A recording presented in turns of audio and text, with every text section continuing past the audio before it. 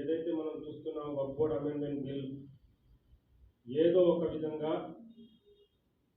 ఈ కేంద్ర ప్రభుత్వము ఆమోదించుకోవాలని తహతహలాడుతున్న విషయం మనం చూస్తున్నాం. మరి దాంట్లో సుమారు 40కి పైన ఏదైతే దాంట్లో అంశాలు ఉన్నాయో వాటన్నింటినీ ఒక పార్టీ పరంగా కాకుండా ఎవరైతే పెద్దలు ఉన్నారో ఈ దేశంలో వివిధ రాజకీయ నాయకులు కూడా ఆ యొక్క అంశాల్ని మనం ఒప్పుకోము, ఆ యొక్క వక్ఫ్ బోర్డ్ అమెండ్మెంట్లో ఉన్న అంశాన్ని మనం వ్యతిరేకిస్తున్నామని ప్రతి ఒక్క పార్టీలో కూడా ముస్లింలు వ్యతిరేకించడం మనం చూసాం. కేవలం కాంగ్రెస్ అనే కాదు, కమ్యూనిస్ట్ పార్టీ అనేది కాదు, సమాజ్వాదీ పార్టీ అనేది కాదు, తెలుగుదేశం పార్టీ అయినా, ఇంకా మన వైసీపీ పార్టీ అయినా.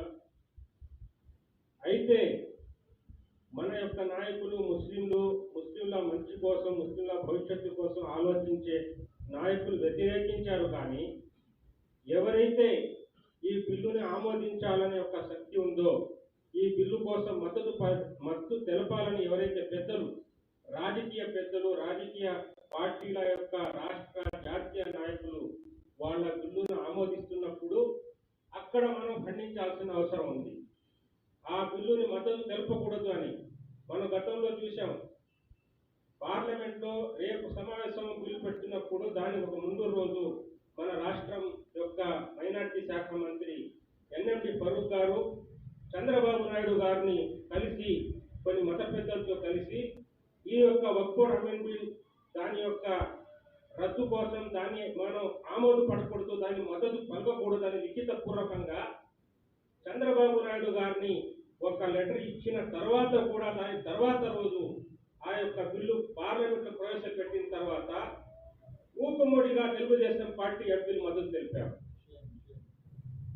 ఎంత అన్యాయం అంటే, దుర్మార్గం అంటే, ఒక రాష్ట్ర మంత్రి, మన రాష్ట్రం ఉండే ముస్లింలు, పెద్దలు, ప్రజా సంఘాలు, ఇతర పార్టీలు దీన్ని వ్యతిరేకిస్తున్నాయి, ఈ బిల్లుని మనం మద్దతు తెలపకూడదని చెప్పిన తర్వాత కూడా తర్వాత రోజు పెట్టిన బిల్లుని వ్యతిరేకించడం మనం చూసాం. అప్పుడు ఆ సమయంలోనే మనం అందరం సోషల్ మీడియా ద్వారా దీన్ని ఖండించాం. ఇది చాలా దుర్మార్గం. ఏదైతే నెల్లూరు జిల్లాలో ఇప్పుడు మనం నెల్లూరులో కూర్చొని మాట్లాడుతున్నాం, ఈ వీధిలోనే మనం ఉన్న ఈ వీధిలో, ఈ ప్రాంతంలోనే ఈ చంద్రబాబు నాయుడు గారు ఇక్కడ ఇచ్చేసి మేము ఒక రాజకీయ పరంగా ఈ భారతీయ జనతా పార్టీతో జత కట్టాం, ఎన్డీఏ కూటమిలో ఉన్నాం.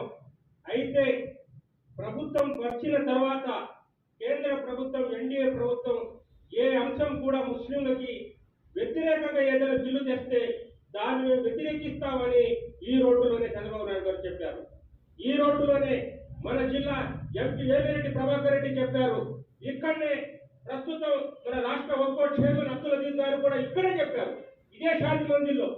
ఏదని తర్వాత మా ప్రభుత్వం ఏర్పడిన తర్వాత ఈ ప్రాణానికి అడ్డం పెడతాం, మీకు ఎటువంటి హాని మేము కలగలేము, మేము అడ్డగిస్తామని చెప్పి మరి ఈ రోజు ఆ బిల్లు ప్రవేశపెడితే, ఆ బిల్లు మంచిదే, కానీ ప్రవేశపెట్టేవాడు చెడ్డవాడు, అతని ఆలోచనలు చెడ్డే, కాకపోతే ఈ బిల్లు కరెక్టే అని ఈ రోజు ఈ నాయకులు చెప్తున్నారు.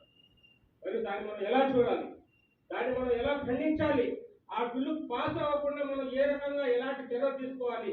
మొన్న కూడా ఒక వారం క్రితం ఏదైతే ఆధార్ సెంటర్లో ఒక చిన్న సమావేశం ఏర్పడిన తర్వాత అజీజ్ గారు కూడా అక్కడ వచ్చారు.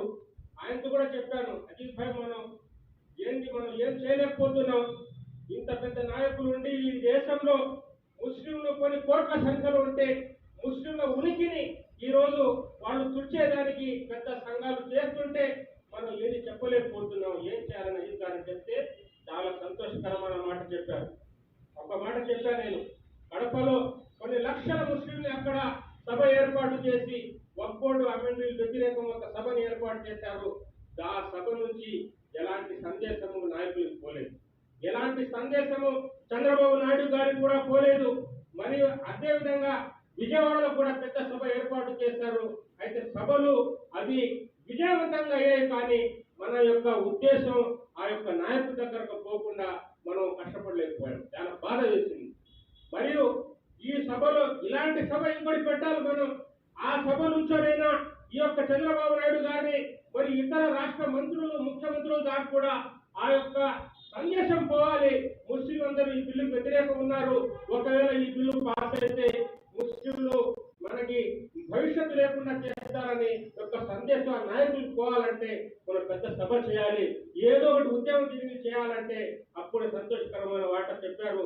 ఫిబ్రవరి 23వ తేదీన మనకు నంద్యాలలో అందరూ ఉన్నారు, ఏకంగా తీర్మానం చేసి తప్పకుండా ఆ సభని మనం తప్పకుండా విజయవంతం చేసేదానికి మా సర్వశక్తులు వడ్డీ మనం కృషి చేస్తాం, మేము పూర్తిగా మద్దతు ఇస్తామని తెలియజేయడం జరిగింది.